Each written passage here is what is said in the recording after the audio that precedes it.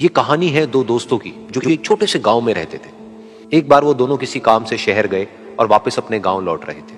उनके गांव तक पहुंचने के लिए उनको एक घने जंगल से होकर के गुजरना था और जब वो उस जंगल से गुजर रहे थे तो एक दोस्त को प्यास लगी और वो पानी ढूंढने के लिए रास्ता भटक गए। थोड़ी ही देर बाद शाम हो गई और रात होने ही वाली थी। तो उन दोनों की नजर एक गुफा पे पड़ी जो कि पेड़ों से घिरी हुई थी चारों तरफ से। तो उन्होंने सोचा कि यही जगह ठीक है रात बिताने के लिए।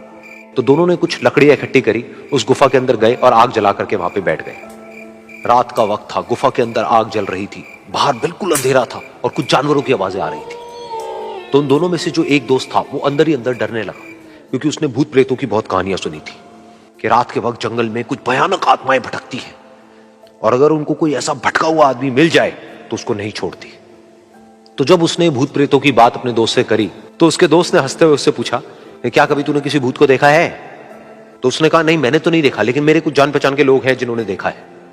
तो उसके दोस्त ने उसको समझाने की बहुत कोशिश करी कि यार ऐसी सुनी सुनाई बातों पर विश्वास नहीं करते हैं, अब तू सो जा और मुझे भी सोने दे, मुझे नींद आ रही है। और इतना कह करके उसका दोस्त वहीं पर लेट गया और थोड़ी देर में सो गया। लेकिन वो जो अंदर से डरा हुआ था वो लेट तो गया लेकिन उसको नींद नहीं आ रही थी। उसको लग रहा था कि शायद यहां पर कहीं कोई है जो छुप करके कहीं से उसको देख रहा है। उस आग की वजह से कुछ परछाइयां बन रही थी वहां पर पत्थरों पर, तो उन परछाइयों को देख करके भी वो डर रहा था। फिर कुछ घंटे तक ऐसे ही चलता रहा। फिर उसके बाद में क्योंकि वो थका हुआ था तो उसको नींद आ गई। लेकिन नींद आने के कुछ देर बाद ही उसको एक सपना आया।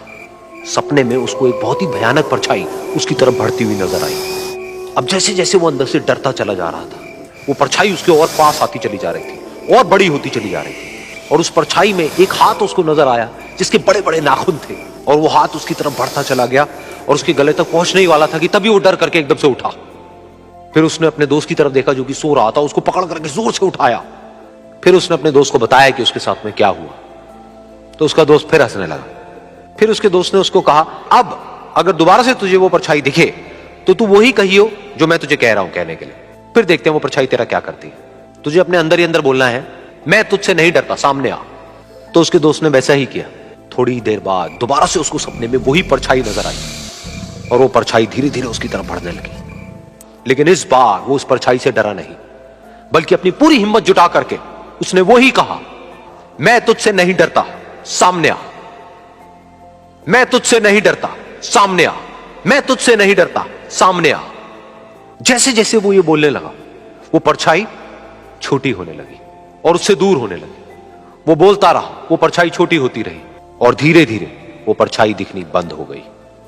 बिल्कुल ऐसा ही हमारी जिंदगी में भी होता है।